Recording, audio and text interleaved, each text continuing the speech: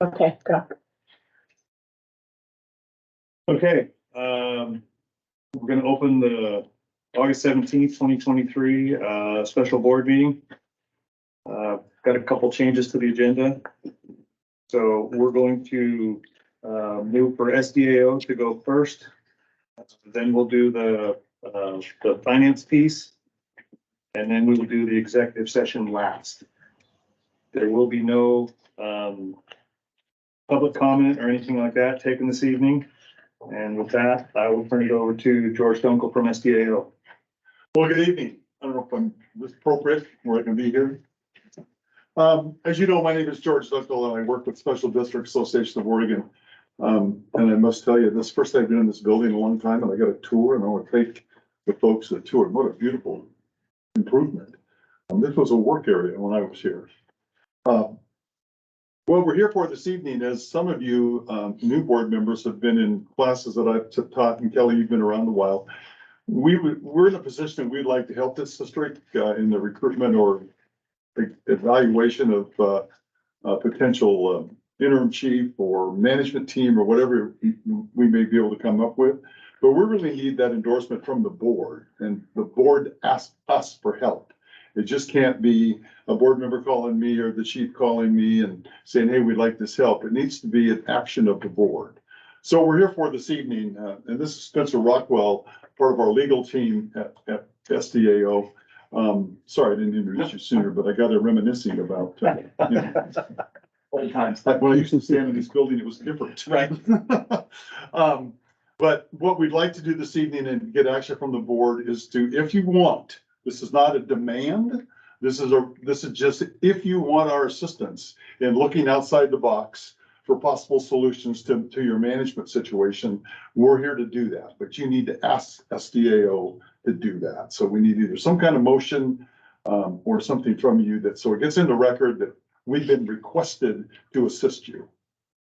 And the reason George told me I had to be here. Okay. The reason I got to get involved in this, he and I had several conversations about this and what that looked like. And the most important thing for us, as we, assuming the request for assistance is forthcoming, is what it is that you guys would want from us. Like what it is that makes sense for the district. We're outsiders, me more than him, obviously. But it'd be really helpful for you to, and I don't mean down to brass tacks like specifics, but what can we do? What do you guys envision?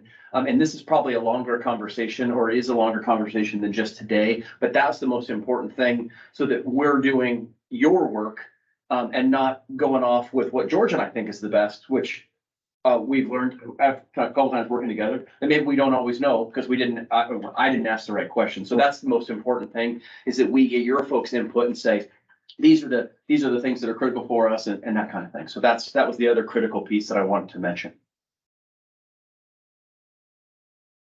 With that said, I'll entertain a motion. So we need a motion to ask us. I'll make a motion to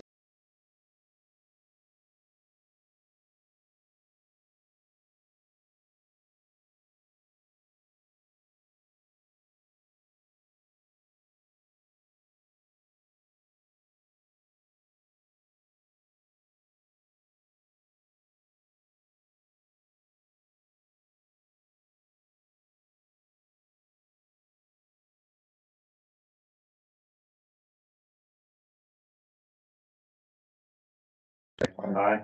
All opposed. Motion carries. All right, well, thank you very much. So what that, I have one more thing. okay, So,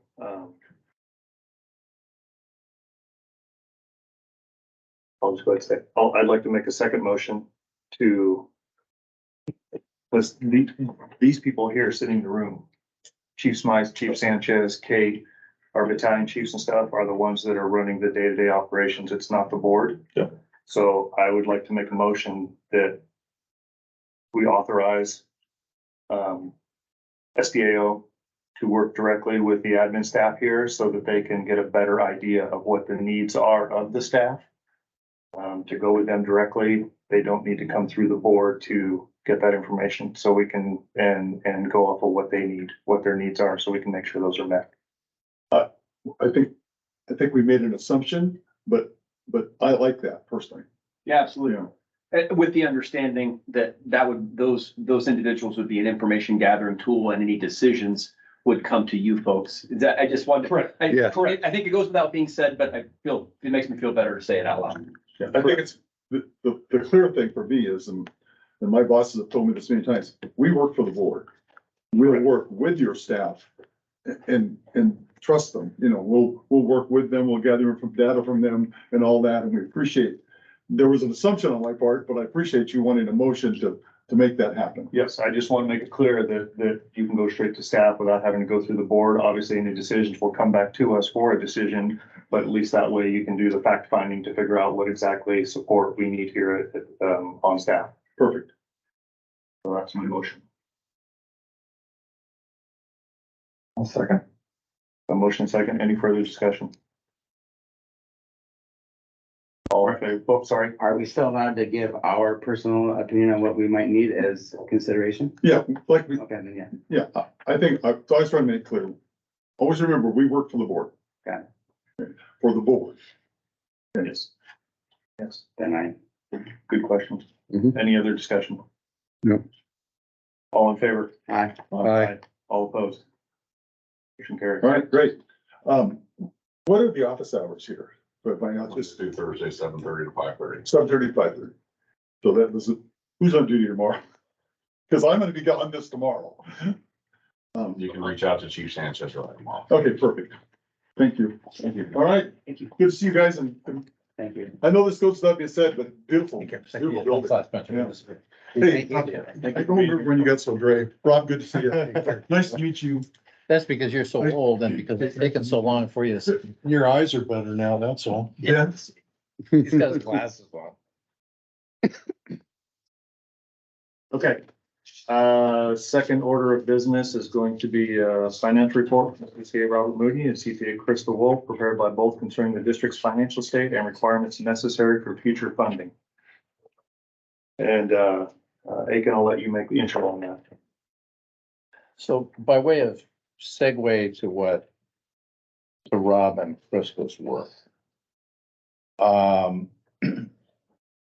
Adam Collier and I spoke, he had a conflict and cannot be here.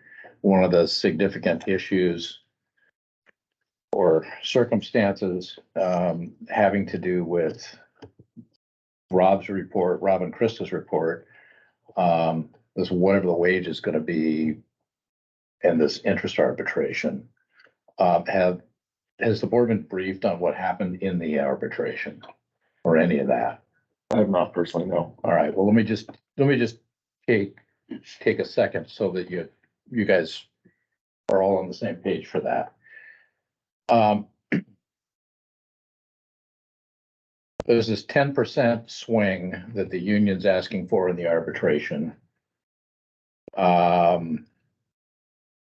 And efforts were made as encouraged by the arbitrator to see if the district and the local could settle this arbitration. There were discussions between the lawyers and they were for naught. So the union has said, look, we just need to write our briefs and submit it to the arbitrator. So that's where that stands.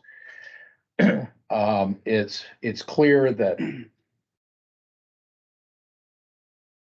at least it's clear with hindsight that not using the labor lawyers and the board negotiating without consulting with the chiefs and Sanchez resulted in some significant errors, and this board is inheriting that fallout. Given what I know today, there should have been clear exchange of information, and the district should have drawn a line in the sand and articulated with the firefighters and demonstrated to the firefighters the district's absolute inability to pay. I'm not suggesting that, and you're going to hear from the CPAs the numbers, but I'm not suggesting that the union would have believed it at the time. I'm not suggesting the outcome would have been any different, but there was that option a year plus ago. And the district's inability to pay case then was compelling, even more compelling today, but not much different. And whoever the fire chief was after Chief Greisen and before of the consolidated effort, he warned the former board that the finances of the district were dire and that the financial trends were not sustainable. His views were exactly what Chief Medina and Chief Sanchez have been saying for months, and not at all inconsistent with what you're going to hear from the two CPAs. And the other piece that I think is that the board needs to understand occurred is because there was some discussion about the merits of the grievance before, including from Adam and me. And I'm not going to get into that now, but what did occur at the arbitration is at least 2 union e-board members admitted that during bargaining, they understood that the directors who presented that there were errors in the offers that the district gave to the union, and that they understood during bargaining that those errors amounted to 10% more than the union had asked for in the first place, and this huge amount of money. And then when questions were asked by the arbitrator, those witnesses admitted that they did not, knowing that information during bargaining, they did not disclose it to the union bargaining team. And so we'll see how the arbitrator views all of that in view of what you're going to hear. Yeah, in view of the briefs, and that was just a surprise development for everybody in the course of the arbitration hearing. Some might call it bad faith bargaining, some, who knows, but it's a significant problem, and we'll see what the arbitrator does with it. To the extent I may have said something different to you, any of you before, that's a circumstance that came as a complete surprise out of left field, and we'll see we'll see how that case comes out. The other another development that has a bearing on the report you're going to get tonight is a letter received today. Have you shared this that letter with the board? A letter the district received maybe 3 o'clock this afternoon from the district's bond counsel. And so for many years, the district has relied on US Bank. We've had a tax anticipation line of credit, borrowing money in order for the district to operate from roughly the beginning of the fiscal year or sometime soon thereafter through November when our property tax receipts come in. We've relied on that year after year. Bond counsel informed the district, and I saw this letter, I don't know, about 2 o'clock, maybe early this afternoon for the first time. The letter basically says US Bank has effectively canceled the line of credit. And I'm going to come back to that in just a second. What Rob and Krista have done in collaboration is an effort that is well documented, and Rob will present it to you with financial facts that the 2 CPAs have verified. So to the extent that folks have been saying during the course of the last year, Chief Sanchez's numbers aren't accurate, or we don't trust the numbers from Chief Medina and Chief Sanchez. Well, what you're gonna hear today are numbers from two CPAs based on reconciled bank statements and reconciliations, and Rob will describe that to you, but they're numbers.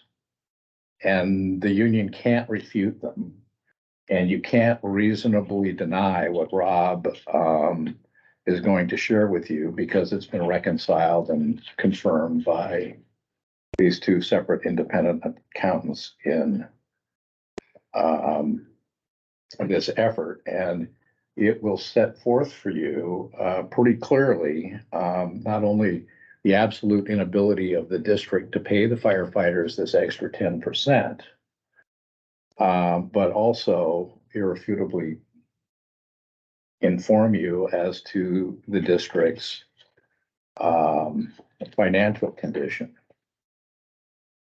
Coming back to that, I then spent the rest of, I mean, this is a huge problem, because unless we solve it, you can't meet payroll at some point. So I came up with about 5 possible solutions, and I have whittled them down to, and I can share with you the other 4, but I've whittled those down to one viable solution. Because I don't know that there's time between that, in the course of the next 30 days or whenever you're gonna run out of money. I don't think there's time to go to different banks and see if you can get a smaller bank like Umpqua or Bank of the West or the Inroads Credit Union to loan you money based on guidelines and policies that are either more lenient or liberal or lax or flexible than what US Bank does. But it strikes me as a long shot.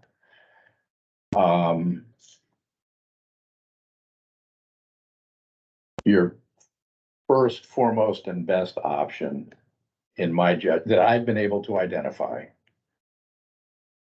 unless going through SDAO and borrowing separately from some municipal investment fund is an option, which for reasons I'll get to, I suspect it probably is not, will be to rely on whatever goodwill there is between the district and the city of St. Helens, and see if the city attorney and the district can identify what would be the functional equivalent of a secured loan where the city has priority to repayment that's enforceable as against creditors of the district, so that in November, when you get your tax revenues, you can pay the city back. If that can't be made to work, I'm not sure I can come up with a better option. And I've talked with a bunch of people today about this. And I think by way of segue, that's what I had to share with you to set the stage for what you're going to hear about the district's financial situation and funding issues. Let's see, it's the- I'm sorry, Is that from the bank? Can I see it? this is the bond council letter. Yes. And what the bond council is basically saying is, the district has to make certified representations to the bank in order for the bank to maintain this line of credit and loan money to the district. And the representations of the certifications that have to be made are that there are basically no what are your buzzwords, materials, Significant material. significant material changes in the district's financial circumstances. And that there's no liability, there is no contingent, there are no liabilities posed by lawsuits against the district. So in addition to the Motherway lawsuit,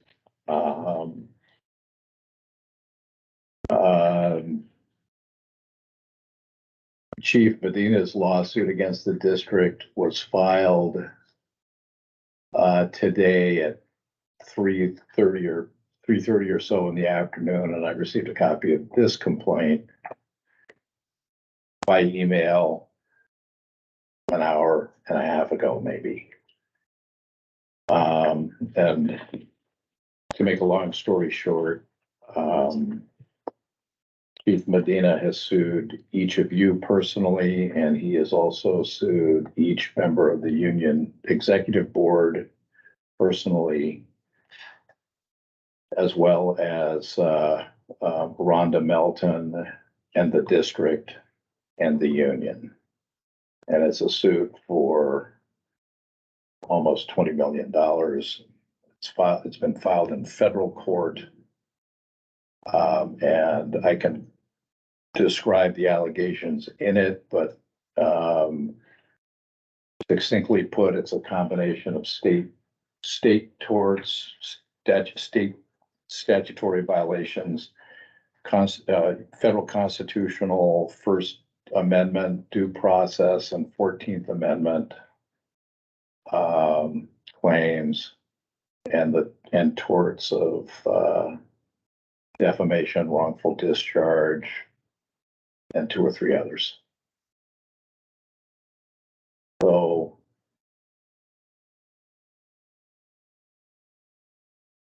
without committing a federal crime by misrepresenting to a federally insured bank concerning events here at the district, you can't certify to make the certifications to US Bank. So that line of credit is not available to meet the district's funding requirements between now and November. So with that, I think maybe so that's the landscape by which you need to consider the financial information Rob Moody can share on his behalf and Christmas. Presented on. Oh, okay, excellent. Yeah, I wasn't sure if Krista was going to be able to join tonight or not. She had some other things going on. Again, my name's Rob Moody, partner Rob, with I'm Marine. here, just so you know. Awesome, thank you. Rob Moody, partner with Marine and Company. We've met, I've done some work for the district. So you have 2 documents this evening. The first is the report, and I'm going to kind of go through that just quickly, briefly. I don't need to read it to you, but there's a lot of data in there. Krista and I worked together. I apologize to the board for not having it to you prior to this meeting, but as you heard from Aiken, it's been a bit of a moving target in the last couple of days, and to try and make sure that we captured all the information and got you as current a document as we could. In the introduction to that report, I listed out what some of the key assumptions were that we made. You can't do fiscal projections out 5 years without making some assumptions. We believe that the assumptions are conservative and realistic to the extent that we can. So, I mean, things like our property tax collections, assessed value statutorily can only go up 3% on a piece of property unless there's new construction, new growth. So typically that's where you start with the district in terms of assessed value is a 3%. Now, we believe based on past history in the last few years of that actual kind of the numbers coming through, that it's more like 4% year over year growth in property tax revenue. So that's what we built in here. Again, I got a lot of information from Krista, who's been working with your detailed books over the last few months. We made some estimates again on ambulance revenues that they would go up a bit each year. We based our personnel services costs, and this is stated several times throughout the report because I wanted it to be really clear that the numbers we used for personnel services are what's reflected in the current CBA that is being challenged. So it's the way it's written with the 10% and the 3% included in base wages, plus the $7,500 or the $2,500 bonus stipend. Sorry, I get my terms mixed up. The stipend and the 2% COLA. So that's all in there. That's the way the CBA is currently written. So that's what we worked with. Okay. Medical costs and premiums, we estimated that those would go up a little bit each year because they seem to. The PERS rates, we estimated a 16% increase. PERS rates are adjusted for the district in every odd numbered year. The rates between the 21 rates and the 23 rates went up about 16% on average. So that's what we used. That could be high. It could be low. There's no way of knowing until PERS tells us, but we didn't want to not build in an increase. So it was the best information we had available. That's one area where, you know, if somebody wants to argue with me, I just got to tell you, that's how I did it. We did build in the anticipated settlement with Boley based on information that it was believed that the district will have to pay that out of $275,000. We did not consider any other litigation or pending litigation in these projections. So any of the stuff that Aikens talked about tonight, beyond the arbitration stuff, because we will talk about that, but Medina's lawsuit, any of those other lawsuits that are actual or pending or potential weren't considered in this. It only makes it worse, to be honest. Debt service, we estimated based on amortization schedules for current outstanding debt. You have a lease for some equipment. There is a bond for the building. The bond, yeah. And the fire engines are at least. Yeah, thank you. So that's the assumptions. What we did then is we took information from reports that Krista was able to provide, current financial reports.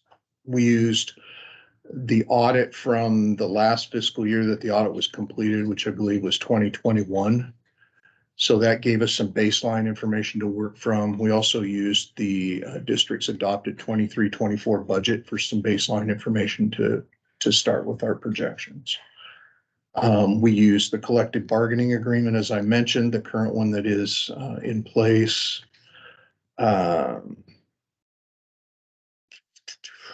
And so that's how we kind of got started. I talked a little bit about how we did the personnel services projections, and you'll see those. The materials and services budget, we took the budgeted amounts for 23-24 and simply rolled those up by an inflation factor each year forward. We started with 5% for 23-24, 5% for 24-25, and then we trended it down to what we believe is probably a more representative 2.5% in 27-28. Again, nobody knows for sure, but it's unrealistic to not have some sort of an inflationary factor in there. Everything we're seeing and hearing is that it's going to return to a more normal level. God knows nobody wants to see it stay at 9 where it was last year. So that's the approach. The results, I mean, it's not pretty, right? And so I'm just gonna to lay it out there. Basically, you had beginning unrestricted cash deposits at July 1st of $3.1 million. That was cash in the bank and cash in the LGIP. Currently, you've got about, as of yesterday, I think it was, and according to bank statements and inquiry of the bank balances, you have about 1.3 million, which makes some sense. You've had 2 months of payroll, hit. You've had, some expenses, whatever. So $3.1 million to start the year. The estimated cost of operations, payroll and materials and services for the first 4 months is about 4.35 million. So the math isn't hard to see there that without significant other revenues or cash coming in, you're going to run out of money before the end of that 4 months. Now you do have money that comes in each month, but it's not property tax money. It's whatever you can collect on the ambulance receivables and some other small amounts. Which is why in the past, the district has borrowed, pretty consistently over the years. Best practices as identified by the Government Finance Officers Association of the US and Canada, which is typically who we go to for those kinds of things, indicates that fund balance in the general fund should be enough to sustain operations for the period of time until your property taxes come in. So about 4 months of operations. Again, that's about $4.4 million. That's what we would look to eventually to have the district have as a beginning fund balance at the beginning of each year in order to be what we would deem financially stable. That makes sense? Okay. I know sometimes you talk about fund balance or cash, and I'm using them fairly interchangeably here. They are different things, but for purposes of tonight, it can get a little confusing. So please, if you have questions, stop me and let's make sure that you guys are understanding where we're going, because there's a lot here and it's a lot to unpack. If we look at it another way, today, again, we have about $1.3 million. We estimated revenues for 23-24 to be about 11.4 million. We estimated expenses for this year to be 13.0 million. So you got about a 1.6 million delta there that in effect chews up your beginning balance that you have. So it's not sustainable. What we call that in accounting speak is a structural deficit, where you've budgeted for expenditures to be higher than revenues. And so the result is basically a deficit, and you can chew through a fund balance until it's just not there anymore. Which to be clear, has been ongoing for a long time. That structural deficit has been Yes. the case in several budgets going back. Are you still doing this forensic audit? We have not gotten any significant new records, so we haven't done much on that bill. So that deficit for the 23-24 fiscal year is compounded each year throughout our projections, because you start out where expenses are higher than revenues and they're both growing at about the same rate. Revenues are projected to grow at about 4%, so are expenses. So you never get a chance to catch up. So that deficit just gets bigger and bigger and bigger each year.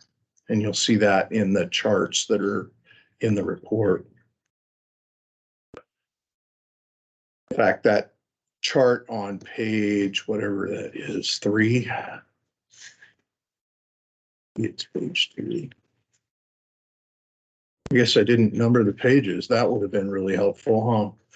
Well, that first chart there with the red line basically shows that we went from an estimated $1.4 million beginning fund balance for 23-24 to a deficit to start 22-23, there was a budgeted beginning balance of 1.4 million, or an estimated 1.4. In 23-24, based on the information that we had, it looks like you're going to end the year with a $283,000 deficit, and then it just continues down from there. I mentioned that the rate of growth of revenues and expenses is between 3% and 4% a year.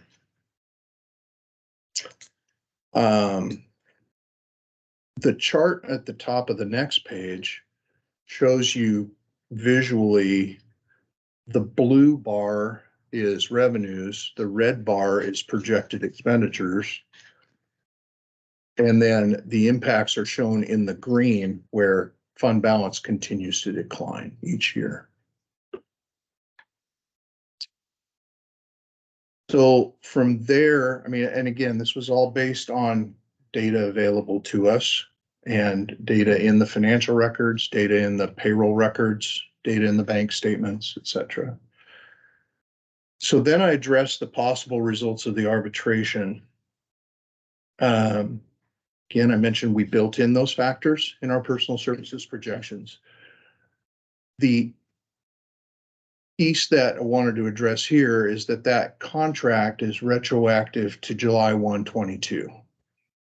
So the EMS personnel during fiscal year 22-23 were not paid on a wage scale that included that 10%, 3% roll up.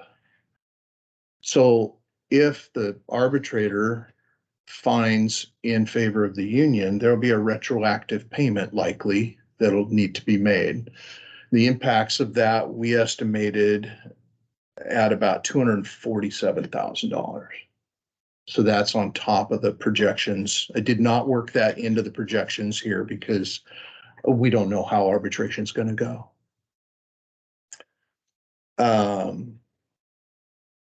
If the arbitrator finds the other way, basically there would be no retroactive payment, obviously.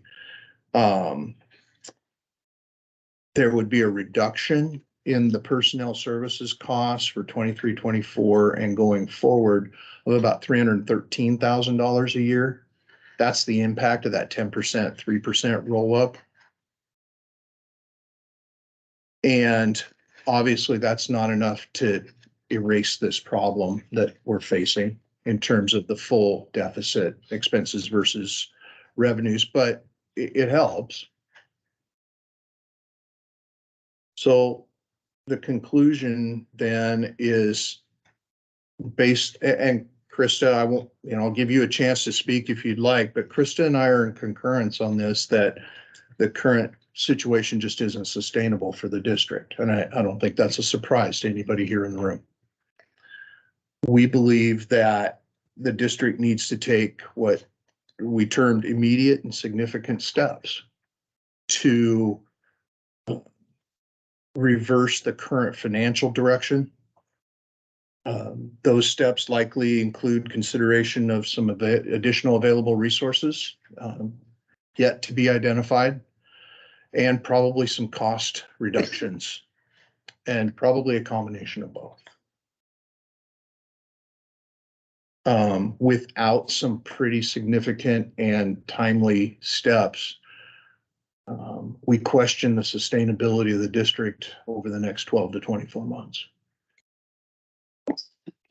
And I want you to know I don't sit here and say that lightly. It's a big deal. It's a big deal for the community. It's a big deal for you guys, and I get that. And it's a big deal for us to tell you that. I'd like to go over to the PowerPoint just real quickly. There's not new information here. It's just presented a little bit differently. Some people are visual, some people are readers. So on after the cover slide, that first slide basically shows you the short term, kind of the problem that July through October. Oh, hey, there's Krista. That early part of the year, that first 4 months, that was your cash at the beginning of the year, $3.1 million versus what we said was about a $4.4 million cost of operations. So it just kind of visually shows you that difference. That next slide, just again, a few bullets to identify that current state, the current cash investments on deposit today, 1.3 million. Average monthly payroll costs, about 865,000 a month. Average monthly non-payroll costs of operations is about 154,000. So those combined is just over $1 million cost of operations per month. That's close. I mean, it's not exact, but it makes the point. So if I may, to be clear, what we've been saying since July of last year has found to be true. That the district has no money. And there's a deficit, and they've been borrowing for a long time. We're aware that they've been borrowing for a number of years. And I think the data shows that if you have a $1.3 million today and you're going to need 4.4 to get through the first 4 months, you're going to run out of cash. You're going to run out of cash. On the next slide, projected revenues, projected expenses, 23, 24. Again, those are the same numbers I told you just a little bit ago that are in the body of the report. 11.3, I think 11.3 million for revenues and about 13 million on the expense side.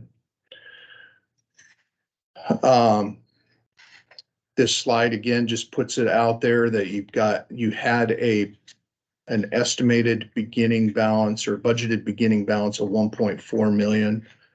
Best practices indicate that 4.4 million. So that's just to as a kind of a reminder that that's the target of where you guys want to be at some point.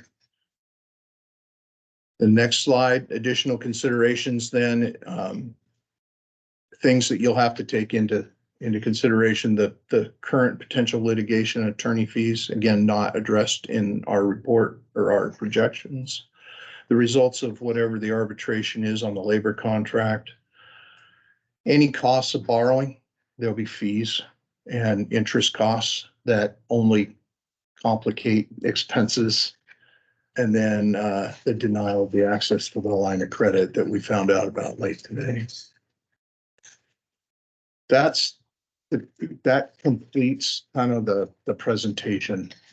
So are there any questions? I guess before we maybe have a dialogue or whatever you guys want to talk about, I just want to make sure you guys understand the information is the way I presented it. Are we good?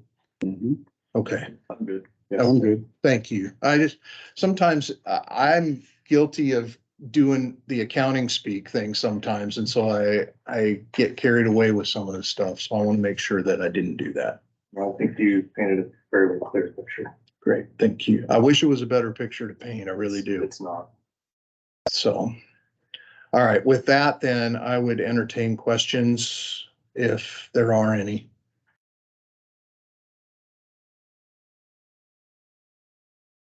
So if we were to follow the strat plan the way it was in the budget that we presented with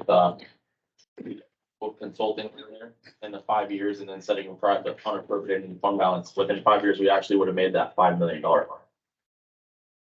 I don't know. Krista, would you agree? No, I wouldn't agree. And the reasons being right now is that we just don't know where arbitration is going to land. And you have the additional lawsuits that are now at play. Well, with the exception of those. If we had taken out I would say it's possible if we had removed all of those barriers in a perfect world, none of that had ever happened. And the district had followed the advice that I had given Chief Medina of holding off on any capital plans because the budget included some capital expenditures, right? Replacing some equipment, some construction projects. If we had just said nope. And the other plan in place was that, Chief Sanchez was tasked with trying to really limit overtime because there's a significant overtime budget of 750,000 that is built into the budget because we can't predict when is the next wildfire going to hit, right? So if we were able to manage all of those, I think the district would have been in a better place cash flow wise. And it's possible you could have reached November without having to borrow. But I don't know that the district would still ultimately really avoid this situation. It was going to happen eventually because, again, that structural imbalance we've talked about of those revenues are not keeping up with the rate of expenses. So it delayed the impact and gave the district time to consider how do we raise additional revenues. All it did was kind of kick the can down the road to some extent. And the personnel services exceeded the tax revenue back in 2018, right? Yeah, that was something I had pointed out in the budget presentation, that we have a real structural problem with our personal services exceed our tax revenue.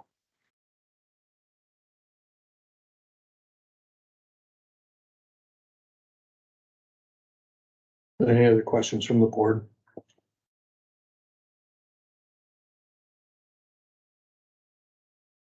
At this time, I gotta think about it. And it's a lot. It's a lot Yeah. to process. I appreciate that. I, We're available to answer questions later. I That's- guess I have one question. If you guys knew this 2 months ago, that you still wanted to do the bathroom model for $170,000.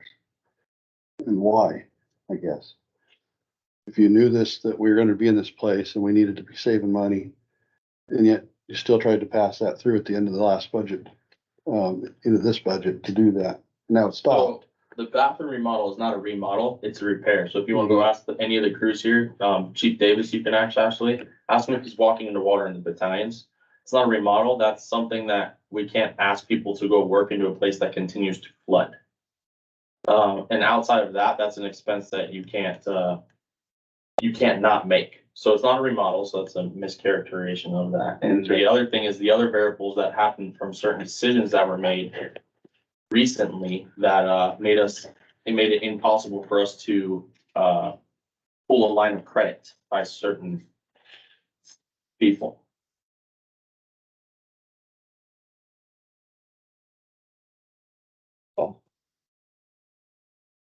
We had to find a fix. The fixture blown up pretty much. We've been saying this since July, and I'll say it out loud. Chief Medina's been saying it. We've been screaming from the rooftops. We did a report to the other board that this was the financial state of the district. July of 2022.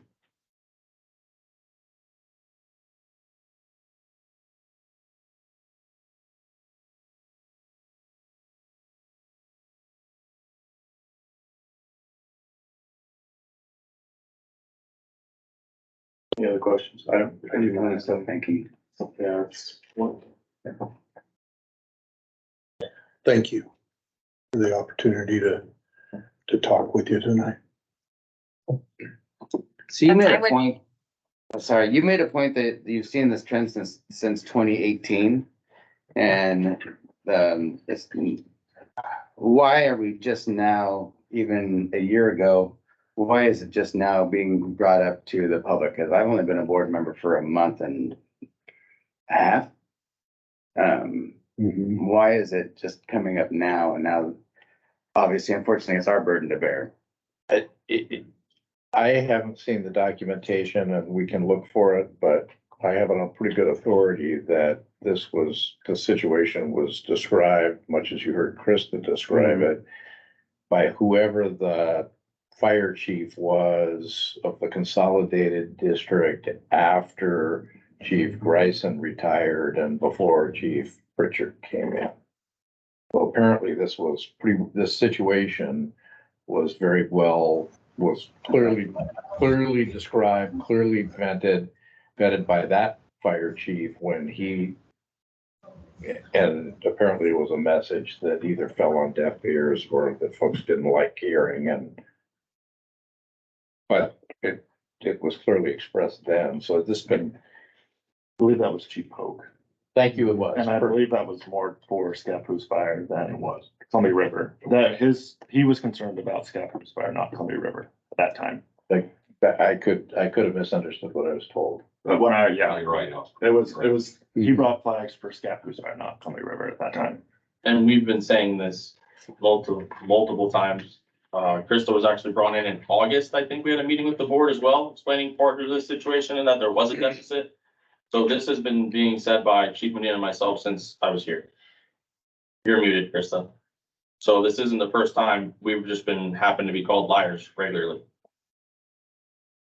I was just gonna add that, yeah, I believe August sounds about right for having a brief discussion with the board. And I realize it's just different composition of the board, right?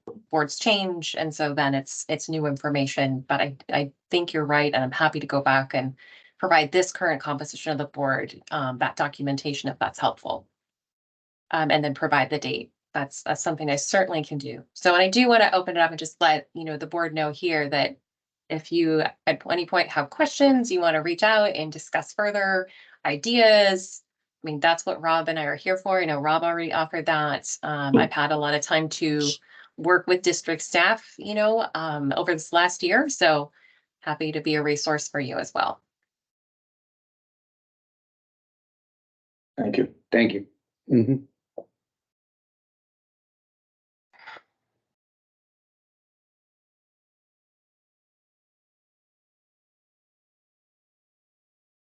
Well, do we have any options?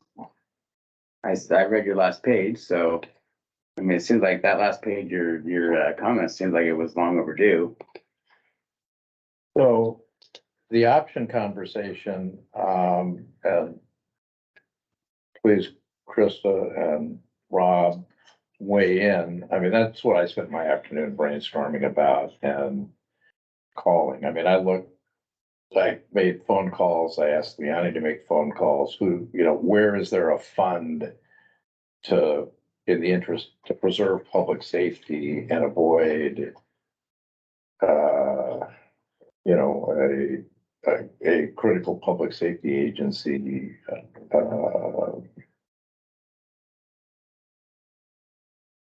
financial default? Well, I haven't found anybody who knows of anything, any such fund. And there's no statewide authority to come in and subsume or take over, in this instance. So in the short run, the immediate emergency is how do we make payroll in August, September, in August and September. and October, I guess. And because of the lawsuit that was just filed, plus the lawsuit that was filed a couple of months ago, that's going to impact not only the district's credit worthiness, but that of other defendants as well. And that's a bit of a problem when you're trying to borrow money.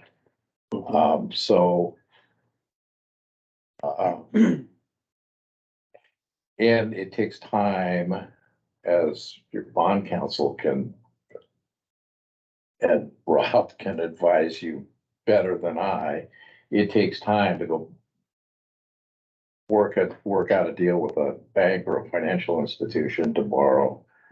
It's a 60 to 90 day on a good day. So that's trying to explore a different banking arrangement is not particularly viable. And,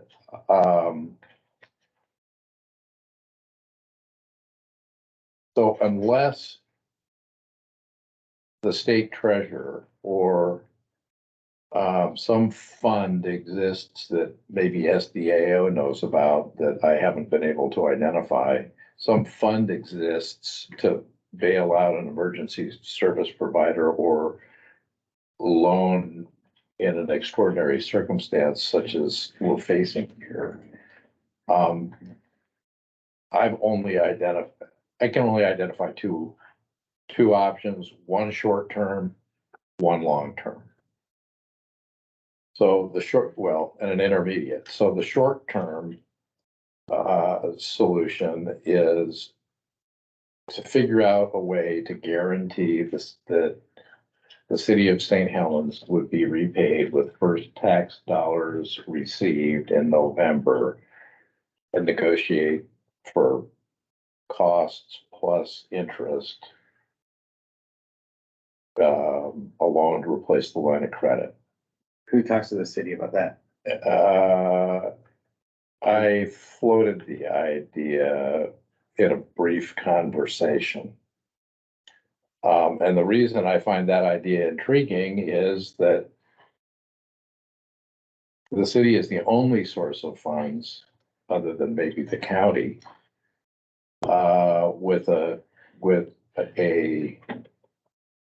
citizenry that is reliant on the district for its public safety and fire suppression and regulation needs. So it's the logical source of funds that would, in its own interest, be inclined to look at a request more favorably than any other potential creditor.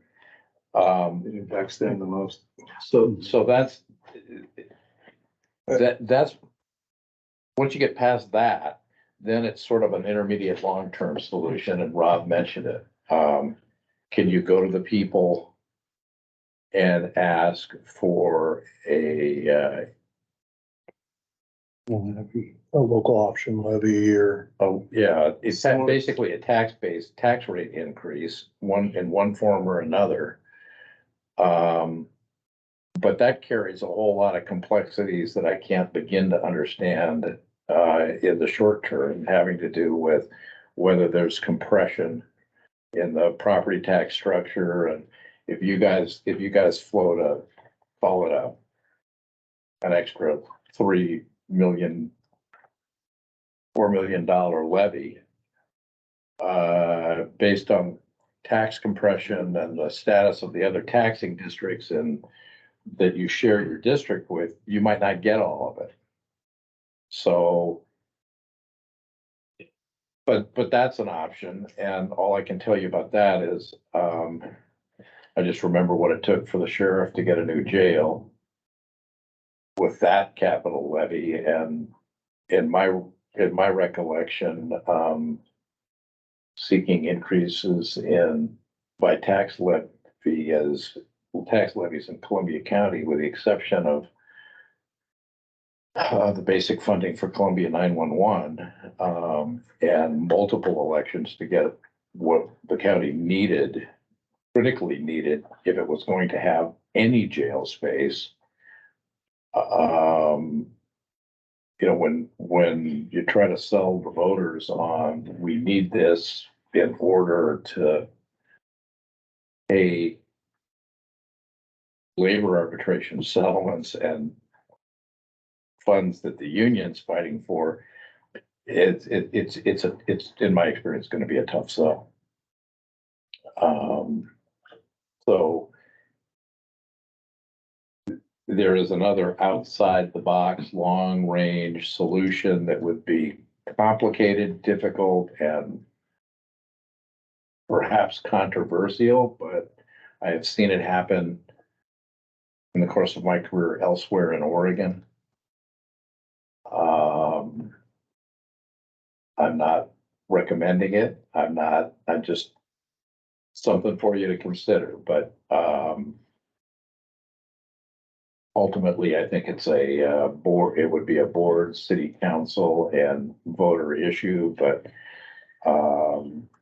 you preserve the fire district, reduce the fire district to a taxing authority, transfer the entire function, operations, management, all of it to the city, and we have a city fire department that is providing countywide fire services. You have a whole new organization, and the union has to go deal with the city. I don't know whether that's politically saleable, but the structural budget problem that Krista and Rob have described goes away because it's the city fire department. Everybody who's now a district employee becomes a city employee. There's a statute about it around in terms of the transfer. And then,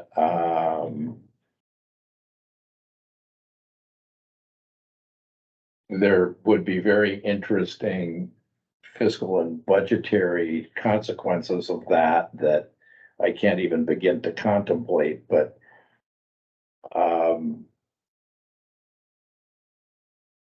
the district the city taxes to the district go away. The rest of the district is tax revenue comes to the district, which passes the money. The board would continue to exist without employees. You'd be doing a district budget and sending money to the city with the fire services, the EMS services contract for the rest of your district. Budget becomes really simple. But It's your about budget, 3 lines. but your budget is simple and so the district would lose the city tax revenue too. Never mind where I was going with that. Which is significant. It is significant. Yeah, but It would end up transferring, I see, you're trying to say it would end up transferring into the fire department. yeah, so all of the assets would go to the fire department. All of the personnel would go to the fire department. The district would ship money to the city. And the city's now gotta operate the fire department. Whether the city would be willing to do that, I don't know. It also takes It's complicated. Yeah. It's just, you asked, And it's a very long-term yeah, that's what, situation. Yeah. it's gonna take, it could take several years to get that done. What about an IGA? Has anybody ran those numbers? Well, you can do anything with the 190 agreement, but you could effectual, I suppose, I'm uneducated, I'm just asking a question. Yeah, Passing out IGA. no, nobody's running any numbers, unless, Krista, you can, correct me, but I don't think anybody's running any numbers related to an intergovernmental agreement. No, I mean, first we'd have to identify which governmental unit we're talking to, and they're gonna be the ones kind of throwing numbers back at the district. So, yeah, I definitely IGAs for services and support. There's all kinds of different things that counties, cities, districts do all the time. There definitely could be options, but I think like Aiken is pointing out, like there need to be conversations with the city or with Columbia County. The other thing to consider with the bordering cities, they're already functioning off of levies or had pooled levies. Here you go. The districts. The other districts that are close to us, without naming names, have pooled levies, so they're already asking for more money just to fund their budgetary needs. It's not uncommon to see a fire district request a levy. The class gonna have this. I think Scapus is as well. So they're already asking. No, Scapus is higher. Are they? It's higher. The chief purchase says 311 or 312. So that's their millage rate Yeah. is that per thousand, and then they have the 5-year operating levy Yes. as well. So they don't have the extra funds because they're asking for extra funds. So, giving your advice, is it possible for us? How do we go about exploring a possible IGA with neighboring communities as a board? This has been a problem that's been obviously, the CPA has said since 2018, and obviously now we're here. So we have to be positive and we have to be, we have to explore all ideas. We're here. This is D-Day. Let's think outside the box, as you said. Let's work on something, I mean, if we're gonna go down, then let's at least fight for it. So I think the thing about the intergovernmental agreement is their money can't come over here, or vice versa. So they might be able to absorb some costs. But with our costs, our payroll costs would be the issue that we're having right now is the payroll cost. I understand. We have to explore every option. And it's just if they know it can't be done, I just, so not there yet.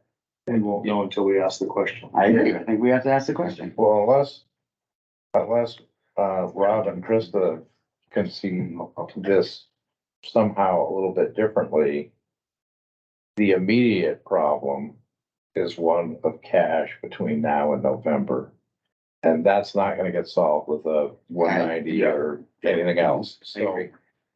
So in direct answer, so that's gotta be principal focus, it seems to me, and your number one priority. Once you get past that, in answer to your question, I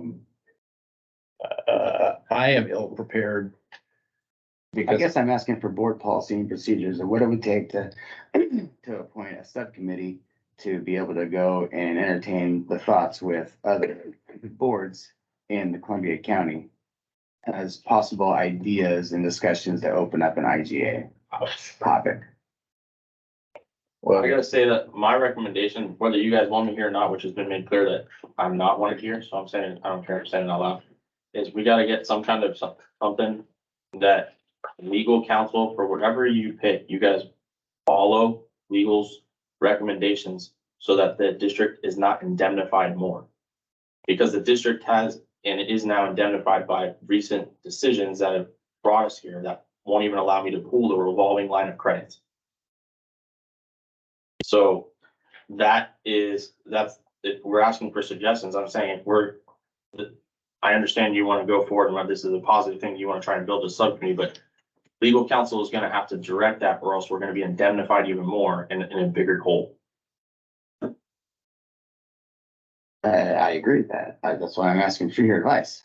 I mean, you know, I can't- I guess what I should say is I think that this district and city of St. Helens loan borrow, I think that makes sense, and we have to do something to make sure Yeah. we make it through this.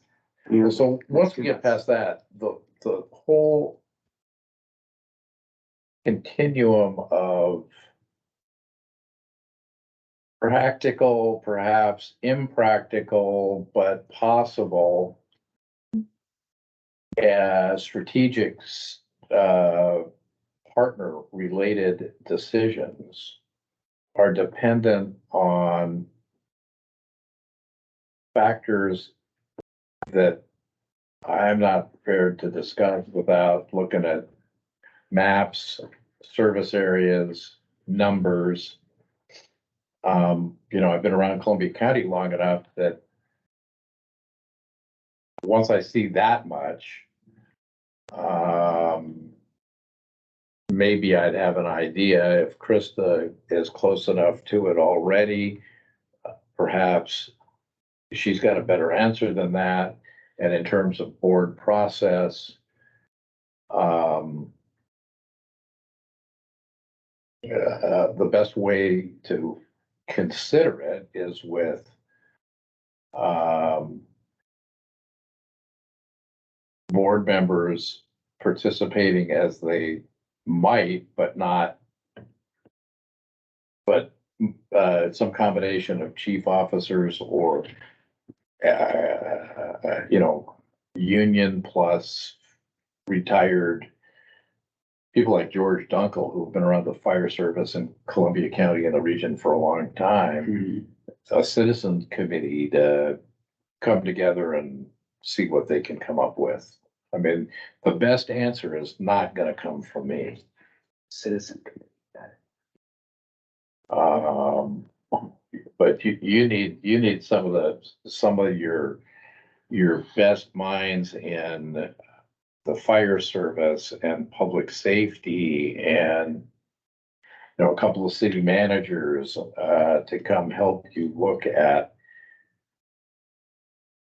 the information Rob has just shared, and people like that will be familiar enough with the lay of the land and all of the circumstances. Ask your chiefs to pull each of the fire chiefs together and problem solve this. Reimagine fire service.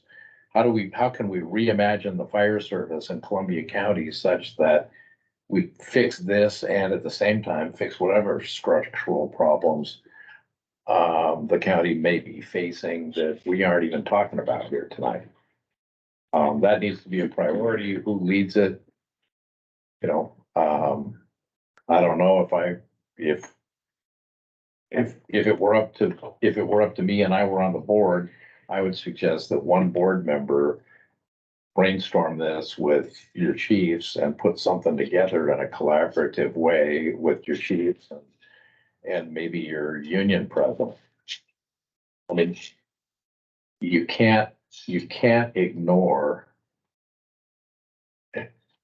however well or however poorly labor relations has been going this past year or more, you can't ignore the relationship of the district and the union. You can't divorce this process from, you can't deny the union participation and expect that you're gonna have a good outcome, because you won't. Doesn't have to be the whole union, but you've gotta get, I agree. right, somebody, and it needs to be lean, mean, and effective, so those two things can go, can be a single track deal. I mean, Chief Sanchez can trot down and talk with the city manager at St. Helens about, all right, what do we need to do to see whether we can fix the budget hole for this year without jeopardizing putting the city at financial risk for not getting repaid. How do we do that? And would the city play? That's a pretty important, because I don't have a better solution than that. And if the city's gonna say no, then I don't know what you might do between SBAO and Would it be possible to ask local banks. private people for loans as well, or locals? Well, let me put Pay it, those back the same way? I don't know, I'm just, like I said, just, cause I know there's, let me put it to you this way. It's a great idea. I'm not gonna. I know it's, I mean, it could be terrible, I'm just asking. No, it's outrageous. Well, I'm willing to offer, I mean, we're talking about outside the box, right? I'm willing to offer. All I can say from a standpoint of, a business person or. Now, if I loan my kid a big chunk of money. And I never get repaid. But he had an opportunity to make some business work. Well, most of us could accept something like that. But I think it's gonna be really tough for you to find an independent business person. Yeah. Or a person of means in the county who would be willing to Yeah, I was thinking short term, but yeah, no, I was just, make a short-term loan like that. If the city will do it, that's your best option, and if that doesn't work, then we need to figure out what's next. So as somebody with a background in city finance, you'll want to have that conversation sooner.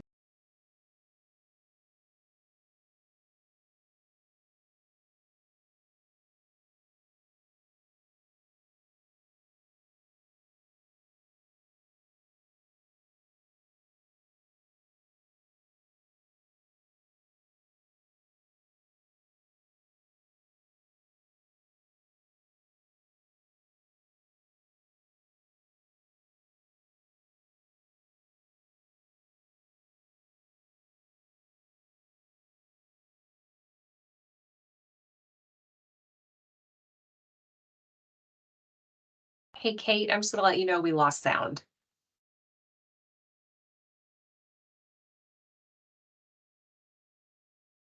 Might be me. So that would be the first step. Thank I you, Krista. Sorry, I didn't mean to No, that's fine. Thanks. stomp on you there. No, you didn't. Based on the options you looked at today, Aiken, that seems to be the quick, because we need a cash infusion very quickly. Quickly. That seems to be the quickest, best option for us. Because that's what I'm trying to look at is It's the only viable option on my list. And if it doesn't work, I'm not sure what you're gonna do. okay. Make a motion. Okay, Yeah, we need a motion. Yes. I make a motion to appoint Chief Sanchez to go down and talk to the city manager. about in regards to, borrowing a loan or borrowing money. Or we can, Okay, does that sound about right? Or Covered? Yeah, I think he needs to, if we can come up with a proposal from between Chief Sanchez and John Walsh that the chief is willing to bring back to you and that John Walsh is willing to take to the mayor and city council, then you will have identified, you will have been able to take step one and identify, if you will, an emergency stopgap solution for the next calendar quarter. at least get us through till we start getting some tax receipts in November. No. It fixes nothing. That it's a short term. No, It's to get us through it's- to. It buys you some time. Yeah, Yes, It buys you some time to begin to address some of the structural issues, yeah. okay, so we have a motion on the floor. I did not hear a second. Second, I have a motion and a second to authorize, oh, sorry. And that we just did that properly, we're legal, that we, I don't want us to. you're going so far with it. Okay, then. I mean, you're just I'm- trying to make a decision and vote on it when you get the motion stated. Okay, so I have a motion and a second. Is there any other further discussion? So would you restate your original motion? Original mistake.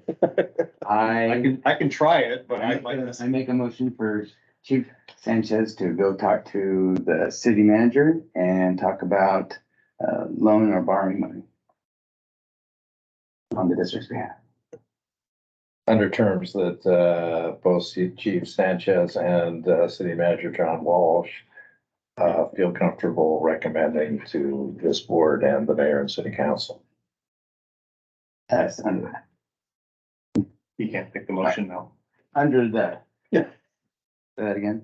It's on the record, you got it. Let me try this out. So, Lord. yeah, yeah, you can't make a motion. So let's do this, because we have to do proper procedure. So let's. Because I can't change your motion, you have to withdraw it first. I withdraw my motion. So let me take a stab at this. The board authorizes Chief Sanchez to go have conversation with, city manager John Walsh, to see if the city can help us out in our short-term financial need in a way that is going to be beneficial to both the district and also to the city. I'll make that motion. I'll second it. Okay, any other further discussion? I would just say if they need to talk to any of us, is that something that we need to bring up as well? Or any, in terms of us talking with the city or? So we're authorizing, so here's how I. Sanchez can. Yep, in my, when I thought that through in my head, is we're giving Chief Sanchez, because he's our finance guy. Yeah. He's the guy. Full authorization to go have those conversations. Any decision, though, does have to come back to the board for our approval. Yeah. So he's just not making, he's No. gonna say, hey, we'll have another board meeting, however soon that needs to be. And he can come back to us like, here's our options after talking to the city manager and the city folks. Here's the options we have on the table. If he comes back with any, Yeah. they could sit there and say no. And we're back to where we are today. But I don't know if they need to reach out to us. I think he's got a handle on the numbers. So as the city manager, let them talk and see what they can work out and then come back to us with any proposals. But, if I may have completely misheard you or misunderstood. Just as Chief Dunkel was pointing out, if you're asking SDAO to do X, Y, and Z, Mhm. we're gonna go do whatever you Yeah. guys ask us to do to help you. Yep. Right? Implicit in that, if it wasn't explicit, was you're gonna let us do it and come back and we'll bring it to you, and you guys aren't gonna get involved in this process. Yeah. Right? Well, this is the same. I mean, what happens is we create a lot of confusion and a massive mess if 2 or 3 members of the board also take it upon yourselves to go down and to talk to John Walsh. I mean, John needs to know that he's talking to the one person that has authority from the board to go down and do that. And if the board wants to do a motion to authorize one or more of the board members to get involved in this process, that's a whole different question. You certainly have the ability to do that, but in my experience, it rarely ends well. Well, and in my opinion only is that we all on the board here have full-time jobs. And I think if we have too many people in there, it muddies the water. So I think just the one-on-one conversation, in my opinion, would be best. And then see where that goes. Okay. Any other questions or further discussion, comments? Hearing none. All in favor? Aye. All opposed? Motion carries. Good first step. You did. Next one is, executive session, but before we go there, anything else, Mr. Moody or No. Krista? She's still on with us? Okay, And we didn't mean to suggest Is there? necessarily needed,